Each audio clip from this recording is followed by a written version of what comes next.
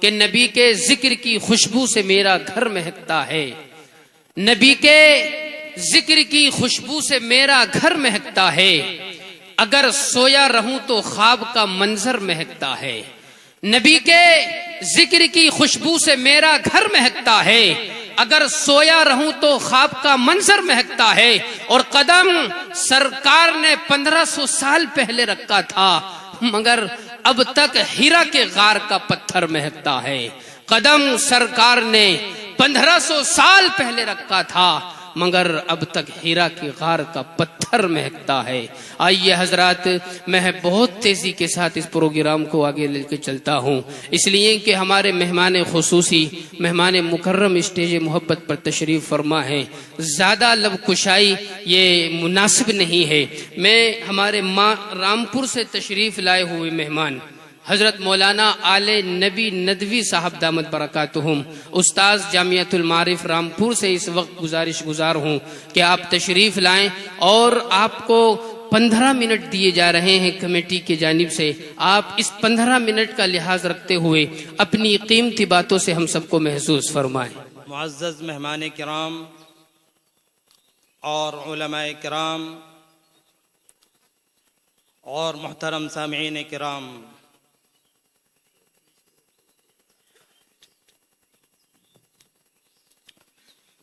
الحمد لله رب العالمين، والصلاة والسلام على سيد المرسلين وعلى آله وأصحابه وأزواجه وذرياته وأهل بيته، أما بعد، أعوذ بالله من الشيطان الرجيم، بسم الله الرحمن الرحيم، هو الذي بعث في الأميين رسولا منهم يتلو عليهم آياته ويزكيهم ويعلمهم الكتاب والحكمة وإن كانوا من قبل لفي ضلال مبين۔ قال النبي صلى الله عليه وسلم: إن القرآن أحب إلى الله من السماوات السبع والأرضين ومن فيهن، أو كما قال عليه الصلاة والسلام۔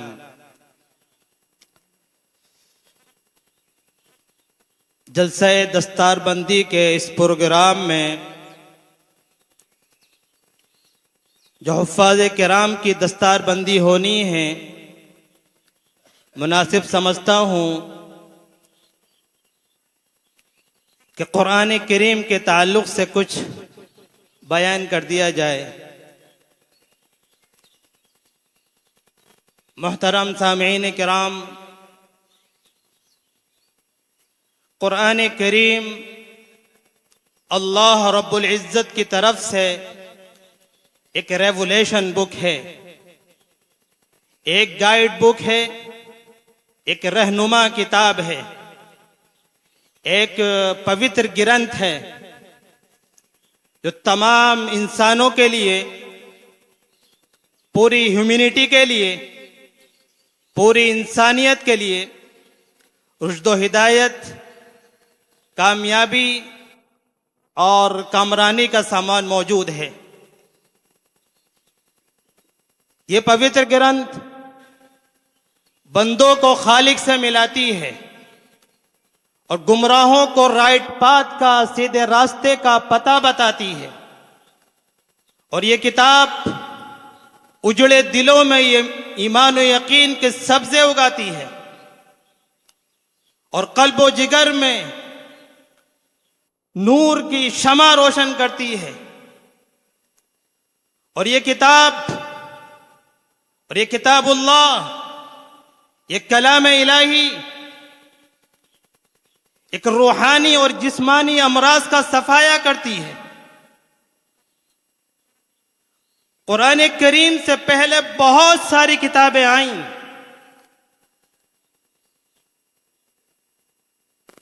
تورات آئی، زبور آئی، انجیل آئی، یہ سب اکٹھی آئیں،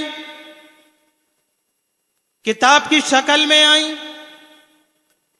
ایک بار آئیں، اور آنے کے بعد بکھر گئیں، ٹوٹ گئیں۔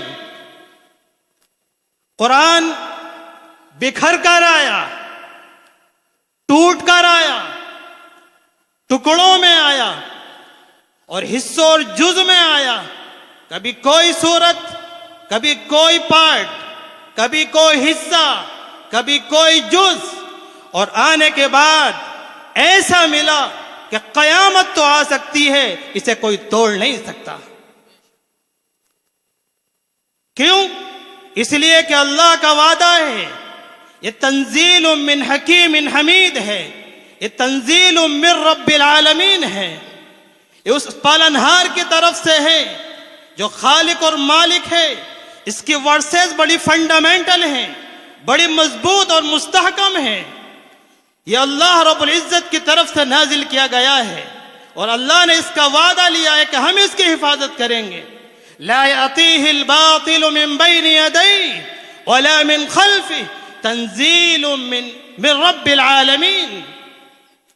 اور دیگر کتابوں کے بارے میں کہا گیا يحرفون الكلم عن مواضعه۔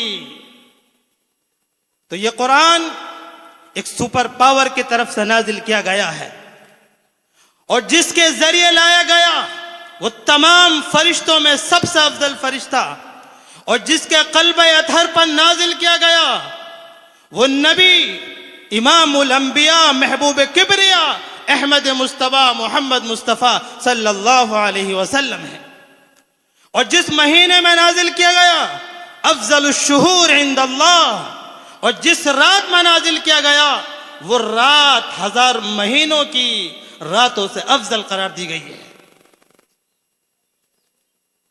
قرآن کریم کی وضاحت کے لیے اللہ رب العزت نے حضور اکرم صلی اللہ علیہ وسلم کو مبعوث فرمایا۔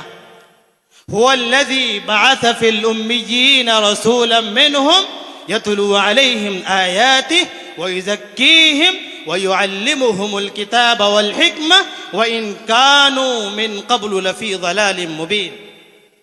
اللہ وہ ذات ہے جس نے عرب کے اس ماحول میں جو بالکل جاہلانہ ماحول تھا، دلدل میں پھنسا ہوا سماج تھا، اور انہی میں سے ایک پیغمبر بھیجا، اور پیغمبر اس لیے بھیجا تاکہ وہ لوگوں کے سامنے، انسانوں کے سامنے، دنیا کے کسی بھی خطے کا رہنے والا ہو، چاہے وہ امریکہ کا ہو یا افریقہ کا، ایران کا ہو یا تہران کا یا انڈیا کا، کہیں کا بھی رہنے والا ہو، اس کے سامنے قرآن کریم کی آیات، قرآن کریم کی ورسز پڑھ پڑھ کر سنائے، ان کا تزکیہ کر دے، ان کے ذہنوں کو صاف کر دے، عقائد کے بگاڑ کو دور کر دے، ان کے اندر جو گندگیاں داخل ہو گئی ہیں، غلط رسوم کی، غلط عقائد کی، ان سب کا یکسر سدباب و قلع کما کر دے۔ قرآن کریم ایک معجزہ ہے، قرآن کریم ایک معجزہ ہے، اور یہ ایسا معجزہ جس کی صداقت مسلم، جس کی ابدیت مسلم، جس کا دوام مسلم۔ اور قرآن کریم سے پہلے جتنے بھی معجزے آئے وقت کے ساتھ ختم ہو گئے، لیکن قرآن کریم معجزے کی شکل میں حضور اکرم صلی اللہ علیہ وسلم کے قلب اطہر پر نازل کیا گیا، اور قیامت تک رہنے والا ہے۔ قرآن سے پہلے جتنی کتابیں نازل ہوئیں سب کتاب اللہ تھیں، اور قرآن کریم کتاب اللہ اور کلام اللہ دونوں ہیں، یہ دونوں ہیں۔ قرآن کریم سے پہلے جو معجزات آئے وہ وقت کے ساتھ اس دنیا سے رخصت ہو گئے۔ مثال کے طور پر موسیٰ علیہ السلام کو معجزہ دیا گیا عصا کی شکل میں، لاٹھی کی شکل میں، ڈنڈے کی شکل میں، لیکن وہ معجزہ جب تک رہا جب تک موسیٰ علیہ السلام رہے۔ موسیٰ علیہ السلام سے پوچھا گیا وَمَا تِلْكَ بِيَمِينِكَ يَا مُوسَىٰ، اے موسیٰ آپ کے دائنے ہاتھ میں کیا ہے؟ تو موسیٰ علیہ السلام نے کہا هِيَ عَصَايَ أَتَوَكَّأُ عَلَيْهَا وَأَهُشُّ بِهَا عَلَى غَنَمِي وَلِيَ فِيهَا مَآرِبُ أُخْرَى، میرے ہاتھ میں عصا ہے، میرے ہاتھ میں ڈنڈا ہے، میرے ہاتھ میں لاٹھی ہے، میں اس سے بکریوں کے لیے پتے جھاڑتا ہوں، پہلے ٹیک لگاتا ہوں، بکریوں کے لیے پتے جھاڑتا ہوں، اور اس کے علاوہ اور بہت سارے کام کرتا ہوں۔ یہ عصا معجزے کی شکل میں. فَأَلْقَى عَصَاهُ فَإِذَا هِيَ ثُعْبَانٌ مُبِينٌ. اور وہ عصا ایک معجزہ یہ دکھاتا تھا کہ جادوگروں کے سامنے موسیٰ علیہ السلام نے ڈالا، وہ اژدہا بن گیا. اور دوسرا کام اس عصا کا یہ تھا وَاضْرِبْ بِعَصَاكَ الْحَجَرَ. انہوں نے پتھر پر ماری لاٹھی، پتھر پھوٹا اور پانی کا چشمہ نکل پڑا. لیکن کہنے کا مطلب یہ ہے کہ یہ عصا اس وقت تک رہا، یہ معجزہ اس وقت تک رہا جب تک موسیٰ علیہ السلام رہے. ختم. اسی طرح عیسیٰ علیہ السلام کو کئی معجزے دیے گئے. عیسیٰ علیہ السلام کو یہ معجزہ دیا گیا کہ وہ مٹی کا پرندہ بناتے، اس میں پھونک مارتے، وہ پرندہ ایک جیتا جاگتا پرندہ بن جاتا. انی اخلق لکم من الطین کہیئت الطیر فانفخ فیہ فیکون طیرا باذن اللہ. میں تمہارے لیے مٹی کا پرندہ بناتا ہوں، اس میں پھونک مارتا ہوں اور وہ جیتا جاگتا پرندہ بن جاتا ہے. اور دوسرا معجزہ ان کو یہ دیا گیا، کوئی نابینا ہوتا پیدا ہوتا، اس کی آنکھوں پر ہاتھ پھیرتے بینائی واپس آ جاتی. کوئی کوڑ کا مریض ہوتا، اس کے جسم پر ہاتھ پھیرتے وہ صحیح ہو جاتا. ابرئ الاکمہ والابرص. اور تیسرا معجزہ ان کو یہ دیا گیا تھا کہ کوئی انسان مر جاتا، اس میں پھونک مارتے وہ زندہ ہو جاتا. وَأُحْيِي الْمَوْتَى بِإِذْنِ اللَّهِ. یہ سب اللہ کے حکم سے، اللہ کی اجازت سے سارے کام ہوتے تھے. یہ معجزے تھے. سلیمان علیہ السلام کو معجزے عطا کیے گئے.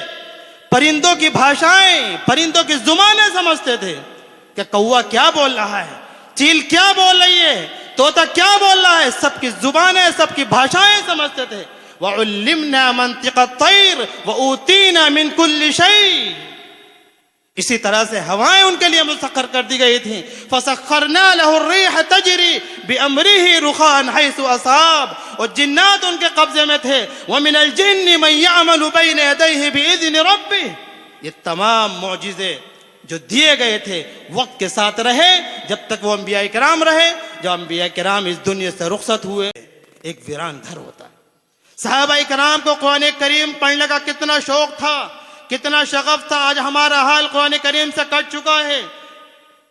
عبداللہ بن عمرو بن عاص رضی اللہ تعالی عنہ 2000 سے زائد حدیثیں روایت کرنے والے صحابی، وہ اپنا واقعہ بیان کرتے ہیں کہ قرآن کریم سے ان کو کتنا شوق تھا. وہ کہتے ہیں میں 24 گھنٹے میں ایک قرآن کریم پڑھ لیا کرتا تھا. 24 گھنٹے میں. آج کوئی ہے جو 24 گھنٹے میں ایک پارہ یا 10 پارے پڑھتا ہو؟ وہ صحابی کہتے ہیں کہ میں 24 گھنٹے میں ایک قرآن کریم پورا ختم کر لیا کرتا تھا. جب یہ بات حضور کو معلوم ہوئی تو حضور نے عبداللہ بن عمرو بن عاص کو بلایا اور یہ کہا عبداللہ مجھے معلوم ہوا ہے کہ آپ 24 گھنٹے میں ایک قرآن کریم ختم کر لیتے ہیں. تو ان صحابی نے کہا اللہ کا رسول آپ نے صحیح سنا ہے. تو اللہ کے رسول نے کہا عبداللہ آج تمہارے اندر طاقت ہے، آج تمہارے اندر شوق ہے، آج تمہارے اندر جذبہ ہے، آج تمہارے اندر طاقت ہے. ایسا کرو 1 مہینے میں ایک قرآن کریم ختم کرو.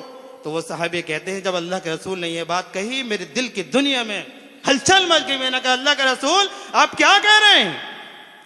انی اطیق افضل من ذلک. میں 24 گھنٹے سے پہلے قرآن کریم ختم کرنے کی طاقت رکھتا ہوں. اللہ کے رسول نے کہا اچھا تو ایسا کرو اس 20 دن میں قرآن کریم ختم کرو. پھر ان صحابی نے کہا اللہ کے رسول میں اس سے بھی جلدی ختم کرنے کی طاقت رکھتا ہوں. پھر اللہ کے رسول نے فرمایا اچھا ایسا کرو 10 دن میں قرآن کریم ختم کرو. پھر ان صحابی نے کہا اللہ کے رسول میں اس سے بھی جلدی ختم کرنے کی طاقت رکھتا ہوں. پھر اللہ کے رسول نے کہا اللہ ایسا کرو 7 دن میں ایک قرآن کریم ختم کرو، اس سے کم کرنے کی گنجائش نہیں ہے.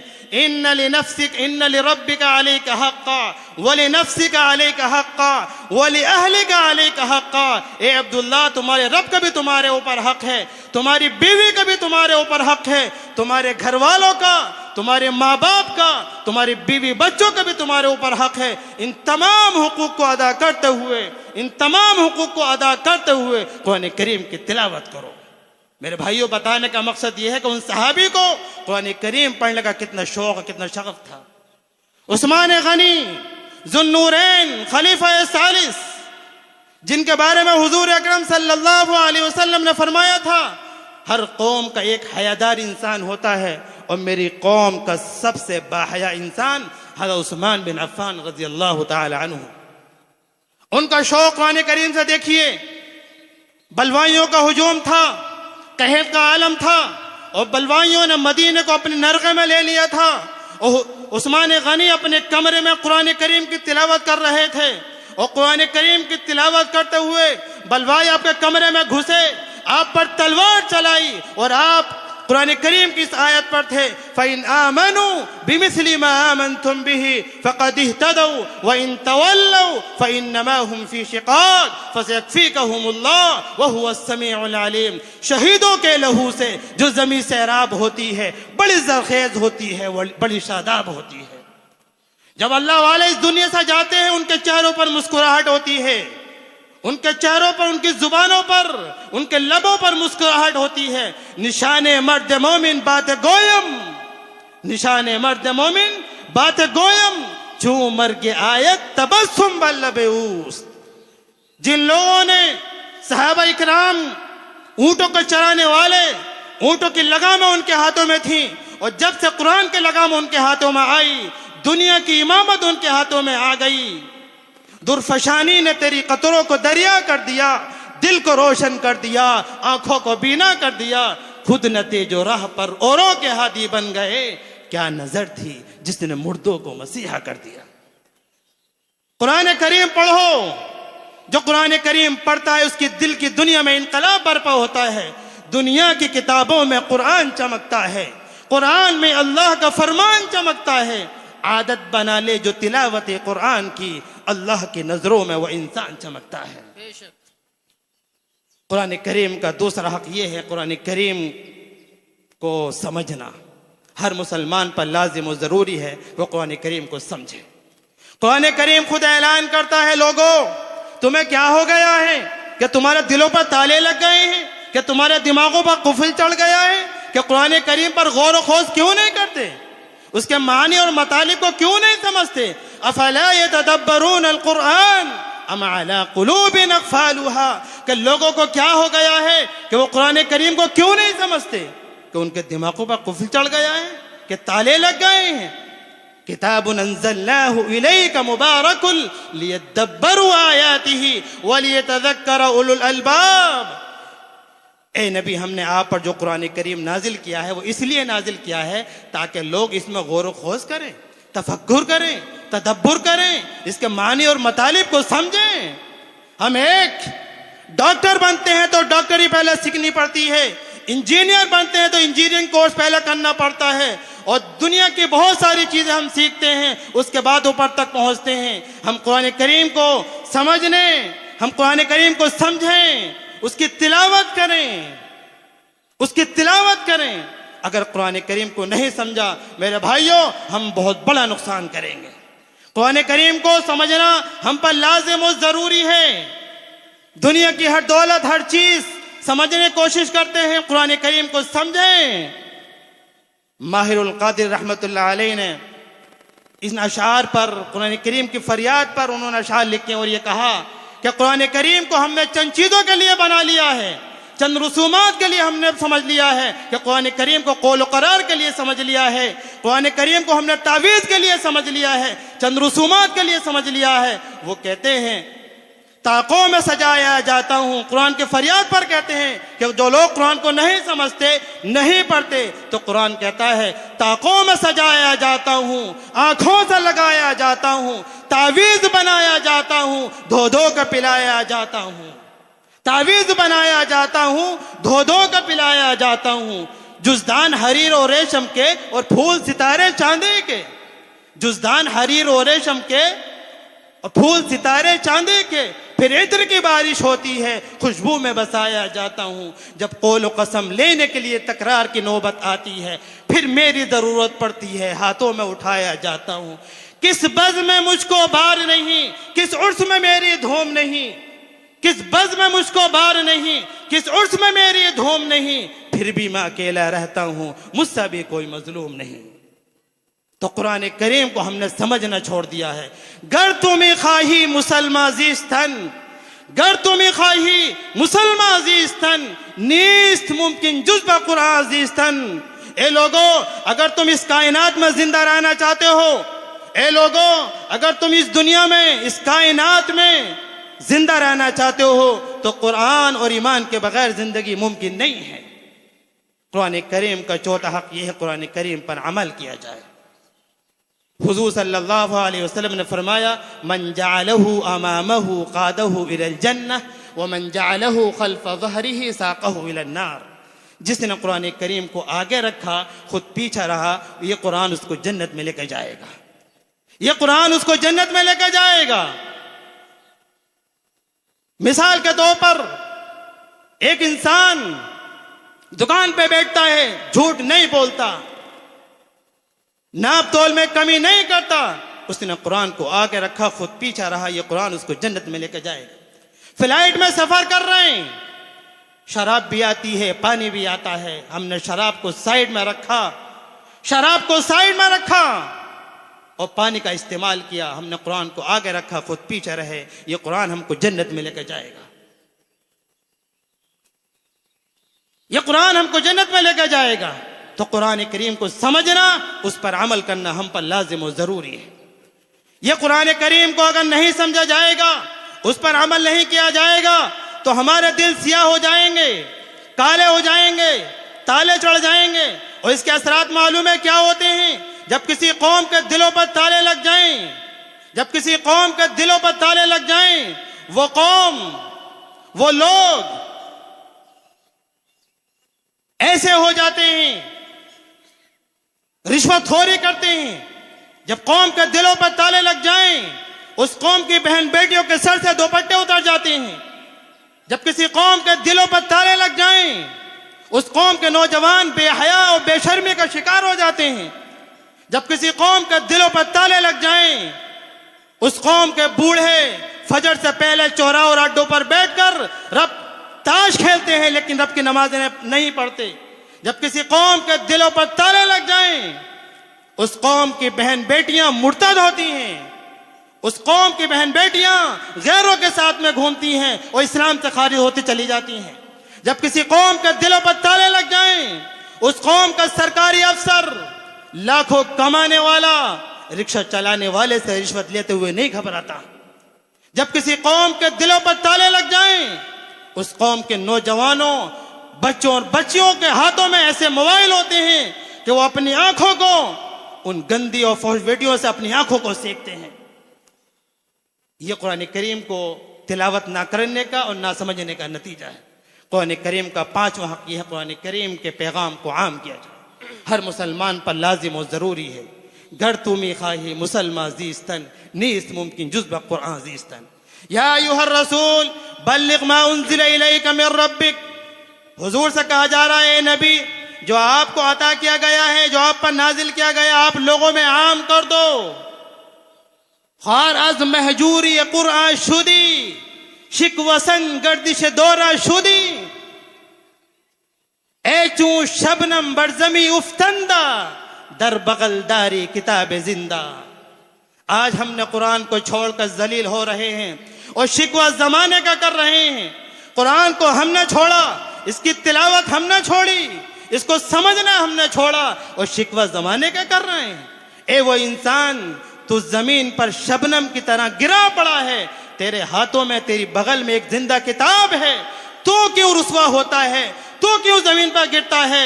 یہ کتاب تجھے اونچا اٹھانے کے لیے آئی، یہ کتاب تجھے آسمان کے بلندیوں تک پہنچانے کے لیے آئی، یہ کتاب تجھے رب سے ملانے کے لیے آئی، یہ کتاب خود شناس بھی ہے اور خدا شناس بھی ہے، یہ کتاب اللہ سے ملانے کے لیے آئی، تو زمین پر کیوں گر رہا ہے؟ زمانہ آج بھی قرآن ہی سے فیض پائے گا، زمانہ آج بھی قرآن ہی سے فیض پائے گا، مٹے گی ظلمت شب، اجالا پھیل جائے گا۔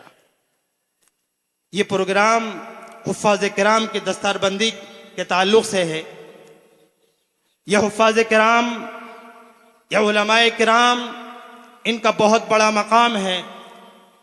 ابھی مولانا صاحب نے بیان کیا خیرکم من تعلم القرآن وعلمہ، کہ تم میں سب سے بہتر وہ انسان ہے جو قرآن سیکھتا ہے اور سکھاتا ہے، اس کی ریڈنگ کرتا ہے، اس کی ریسائٹیشن کرتا ہے، پھر اس کی پریچنگ کرتا ہے، پھر اس کو کنوینس کرتا ہے اور پھر اس کو پڑھاتا ہے اور سکھاتا ہے۔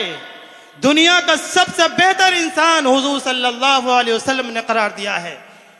ڈاکٹر کو نہیں کہا, انجینئر کو نہیں کہا جو قرآن سیکھتا ہے اور سکھاتا ہے وہ اس کائنات کا سب سے بہتر انسان ہے, اس دنیا کا سب سے بہتر انسان.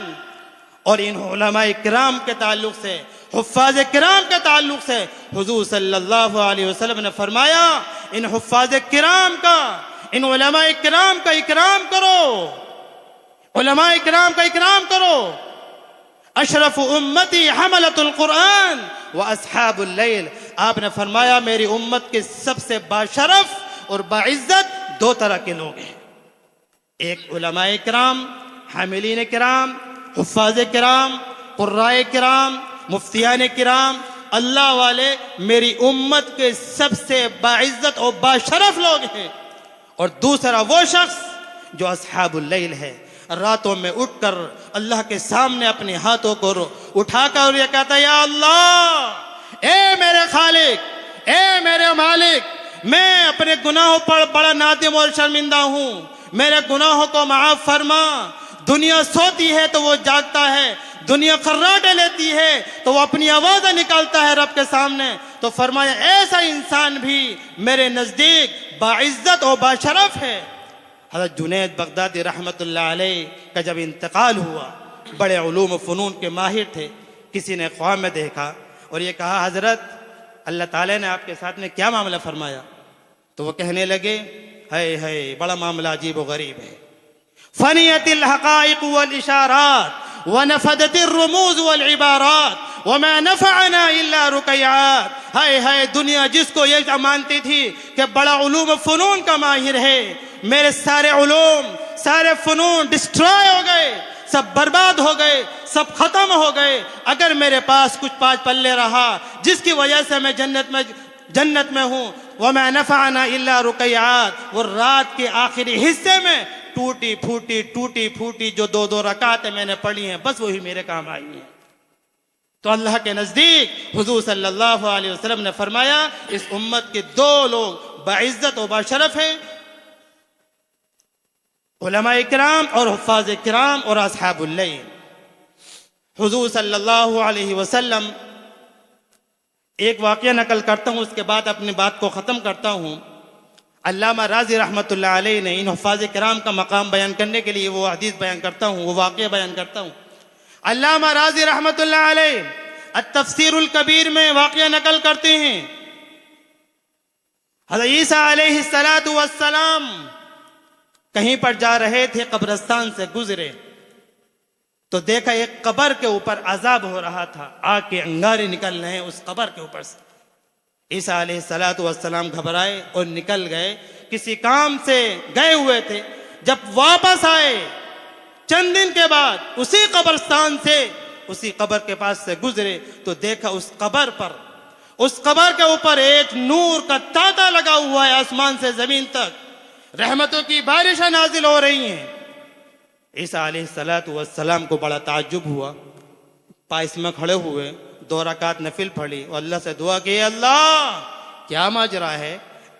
چند دن پہلے میں آیا تھا, اس قبر کے اندر سے آگ کے شعلے نکل رہے تھے, آگ کے انگارے نکل رہے تھے, اور اب میں واپس آیا ہوں, اس قبر کے اوپر فرشتوں کا تانتا لگا ہوا ہے, نور کی بارش ہو رہی ہے, اللہ کیا معاملہ ہے؟ اللہ کی طرف سے صدا آئی. جب اس کا انتقال ہوا اس نے اپنی بیوی چھوڑی, اور اس بیوی کے پیٹ میں ایک بچہ تھا, اور وہ جب بچہ پیدا ہوا اور جب بچہ ہوشیار ہوا, اس بیوہ عورت نے اس بچے کو مکتب میں پڑھنے کے لیے بھیجا, مدرسے میں پڑھنے کے لیے بھیجا, اور قاری صاحب نے یا مولوی صاحب نے یا حافظ صاحب نے اس کو پڑھایا. اعوذ باللہ من الشیطان الرجیم بسم اللہ الرحمن الرحیم. اللہ تعالیٰ کہتا ہے اے عیسیٰ, جب بچے نے اپنی توتلی زبان سے اپنی معصومانہ انداز میں بسم اللہ الرحمن الرحیم کہا اور اس میں میری تعریف بیان کی اور مجھے رحمان کہا, مجھے رحیم کہا, مجھے شرم آئی, مجھے حیا آئی کہ اس کے باپ کو اندر میں عذاب دوں اور اس کا بیٹا زمین کے اوپر مجھے رحمان کہہ رہا ہے, مجھے رحیم کہہ رہا ہے. میرے بھائیو اتنا بڑا مقام ہے ان حفاظ کرام کا، ان علماء کرام کا، بہت بڑا مقام ہے۔ بہرحال ان حفاظ کرام کی، ان علماء کرام کی عزت کی جائے۔ حضور صلی اللہ علیہ وسلم نے فرمایا اکرمہ حملۃ القرآن ومن اکرمہم فقد اکرم اللہ ومن اہانہم فعلیہ لعنت اللہ۔ اے لوگو، ان حفاظ کرام کا، ان علماء کرام کا، ان مفتیان کرام کا اکرام کرو، ان کی عزت کرو، ان کا احترام کرو، ان کا ادب کرو۔ جو ان کا ادب کرتا ہے، ان کا اکرام کرتا ہے، فقد اکرم اللہ، اللہ ان کا اکرام کرتا ہے۔ ومن اہانہم فعلیہ لعنت اللہ، جو ان کی توہین کرتا ہے، ڈس رسپیکٹ کرتا ہے، بے عزتی کرتا ہے، ان کو بری نگاہوں سے دیکھتا ہے، دل میں حسد رکھتا ہے یا بغض رکھتا ہے، فعلیہ لعنت اللہ، اس پر اللہ کی لعنت ہوتی ہے۔ بے شک بے شک۔ ہمیں ان تمام چیزوں سے بچنا ہے۔ علماء اکرام کے تعلق سے حسد سے، بغض سے، اناد سے بچنا ہے، ان کا اکرام کرنا ہے، ان کا احترام کرنا ہے، ان کا ادب کرنا ہے۔ قرآن کریم، حضور صلی اللہ علیہ وسلم نے فرمایا قرآن کریم کے تعلق سے، آمنوا بالقرآن وعملوا به واتبعوه واحلوا حلالہ وحرموا حرامہ۔ اے لوگو، قرآن کریم پر ایمان لاؤ، قرآن کریم کی اتباع کرو، اس کو فالو کرو، اس کو اپنی زندگیوں میں بساؤ، اپنی لائف کے اندر بساؤ۔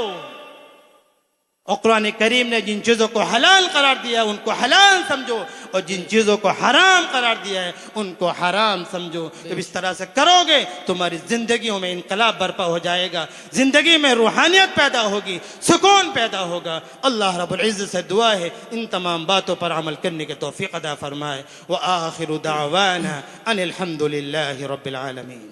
زلف دیکھی ہے نہ نظروں نے گھٹا دیکھی ہے، زلف دیکھی ہے نہ نظروں نے گھٹا دیکھی ہے، لٹ گیا جس نے محمد کی ادا دیکھی ہے۔ جزاکم اللہ خیرا و احسن الجزا۔ محترم مولانا آل نبی ندوی صاحب دامت برکاتہم بہت درد دل کے ساتھ ہم سے یہ کہہ رہے تھے کہ اللہ کے کلام سے الفت کرے گا کون، ناول پڑھو گے تو تلاوت کرے گا کون، اور بچوں کو اپنے علم دین پڑھاتے رہو، ورنہ اس قوم کی بتاؤ امامت کرے گا کون۔ بہرحال آخر میں بس میں یہی کہوں گا، وہ چمن نہ بہاروں میں مزہ ملتا ہے جو مدینے کے نظاروں میں مزہ ملتا ہے، اور لوگ بہلاتے ہیں دل گیت سے اور گانوں سے، ارے ہم کو تو قرآن کے پاروں میں مزہ ملتا ہے۔ بہرحال اللہ رب العزت والجلال اس گاؤں کو قبول فرمائے، اس مدرسے کو قبول فرمائے، اور جناب قاری محبت علی صاحب کی محبتوں کو بھی قبول فرمائے۔ حضرات، میں آپ کو یہ بتاتا چلوں کہ جس شخصیت کی زیر صدارت یہ عظیم پروگرام ماشاءاللہ بہت دیر سے سن رہے ہیں، صدر جلسہ حضرت مولانا اسلم الجاوید قاسمی صاحب دامت برکاتہم ہمارے اسٹیج محبت پر تشریف فرما ہے۔ یقین جانیے حضرت نے اہل رامپور اور اہل اطراف رامپور کے لیے جو کام کیا ہے وہ بہت مشکل سے مل پاتے ہیں۔ بھائی مفتی صاحب تشریف فرما ہے، اور تمامی اسٹیج جو معتبر اسٹیج ہے، حضرت مولانا اسلم جاوید قاسمی صاحب دامت برکاتہم میں 2 مصروں کے ساتھ جناب قاری محبت صاحب کی جانب سے، مولانا اکرم صاحب کی جانب سے حضرت کا شکریہ ادا کرنا چاہتا ہوں۔ اور اگر ان 2 مصروں میں مفتی صاحب صداقت نظر آ جائے تو ذرا تائید کر دیجئے گا۔ وہ کسی شاعر نے کیا ہی خوب کہا انہی جیسی ہستیوں کے بارے میں کہ شمع تنہا کی طرح صبح کے تارے جیسے، شمع تنہا کی طرح صبح کے تارے جیسے، شہر میں ایک ہی دو ہوں گے تمہارے جیسے، شہر میں ایک ہی دو ہوں گے تمہارے جیسے۔ بہرحال اللہ رب العزت والجلال حضرت کے آنے کو قبول فرمائے، اللہ حضرت کی محبت کو قبول فرمائے۔